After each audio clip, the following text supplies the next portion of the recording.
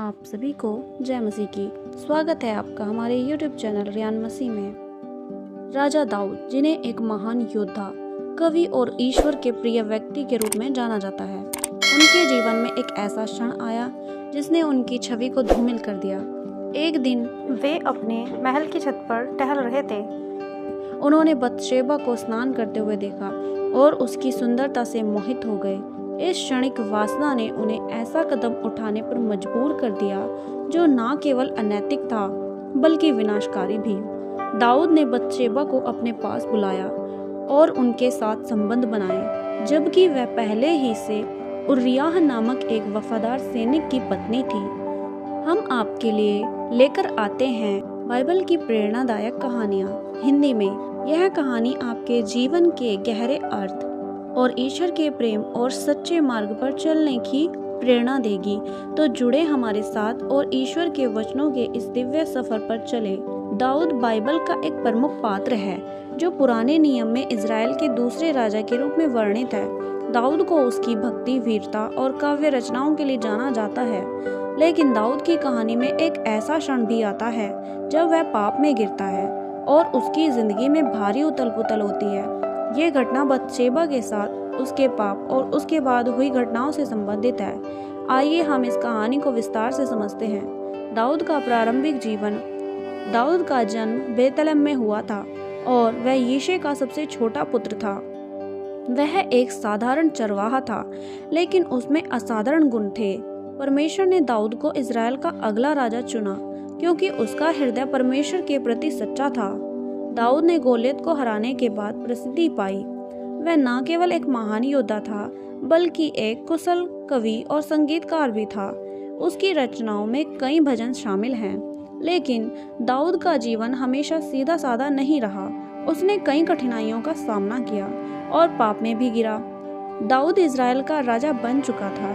एक दिन जब उसकी सेना युद्ध के मैदान में थी, वह यरूशलेम में अपने महल में आराम कर रहा था। यह घटना दूसरा शमूएल 11 अध्याय 1 से 27 तक में वर्णित है।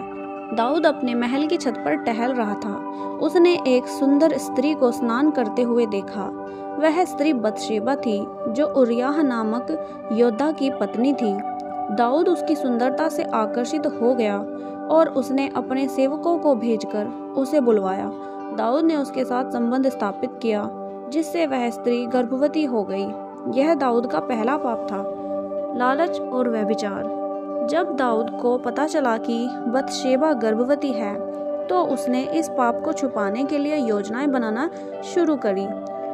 उसने उरिय्याह को युद्ध के मैदान से बुलवाया और उसे अपनी पत्नी के पास जाने को कहा ताकि लोग यह माने कि वह बच्चा उरिय्याह का है।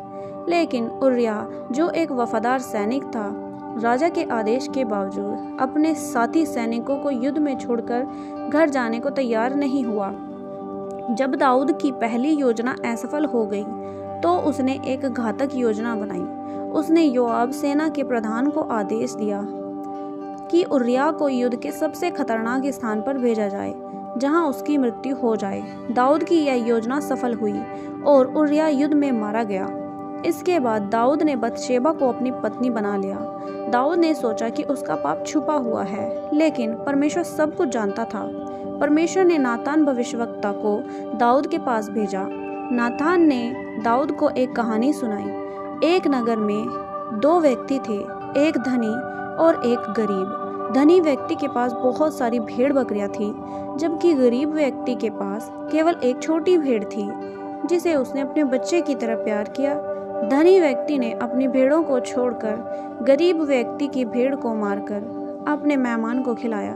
दाऊद ने इस कहानी को सुनकर क्रोध में कहा, उस धनी व्यक्ति को मारना चाहिए और गरीब व्यक्ति को उसका नुकसान लौटाना चाहिए। तब नातान ने कहा, वह धनी व्यक्ति तुम हो। परमेश्वर का दंड। नातान ने दाऊद को बताया कि उसने परमेश्वर की आज्ञा का उल्लंघन किया है। दाऊद ने उरिय्याह को मरवाकर और उसकी पत्नी को अपने पास लाकर गंभीर पाप किया। परमेश्वर ने दाऊद को दंड दिया। पहला, उसके घर गृहस्थ में हमेशा कलह बनी रहेगी। दूसरा, उसका पहला पुत्र जो बतशेबा से उत्पन्न हुआ मर जाएगा। दाऊद ने अपने पाप को स्वीकार किया और सच्चे दिल से पश्चाताप किया।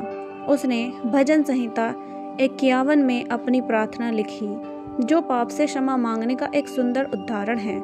हे परमेश्वर, मुझ पर करुणा कर, अपनी असीम दया के अनुसार मेरे अपराधों को धो डाल और मेरे पापों को साफ कर। परमेश्वर ने दाऊद को क्षमा कर दिया, लेकिन जो कार्य उसने किए उन कार्यों के परिणाम उसे भुगतने पड़े।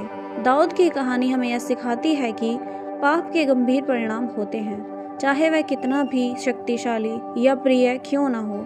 दाऊद का पश्चाताप सच्चा था और परमेश्वर ने उसे क्षमा कर दिया। यह हमें सिखाता है कि यदि हम ईमानदारी से अपने पापों के लिए पछतावा करें तो परमेश्वर हमें क्षमा कर सकता है। दाऊद ने अपने राजा के रूप में अपने कर्तव्य का उल्लंघन किया। यह कहानी हमें सिखाती है कि हमें अपने पद और अधिकार का दुरुपयोग नहीं करना चाहिए। मानवता कमजोरी और परमेश्वर की करुणा का गहरा चित्रण है। यह हमें यह भी याद दिलाती है कि कोई भी व्यक्ति पूर्ण नहीं है। हम सभी पाप करते हैं, लेकिन हमारा परमेश्वर दयालु और क्षमाशील है।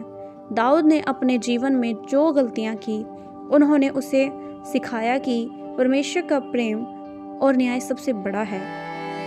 यह कहानी हमारे जीवन में सच्चाई और भक्ति के साथ जीने की प्रेरणा देती है। प्रियो, अगर आपको हमारा ये वीडियो पसंद आया हो तो इसे लाइक करना ना भूलें।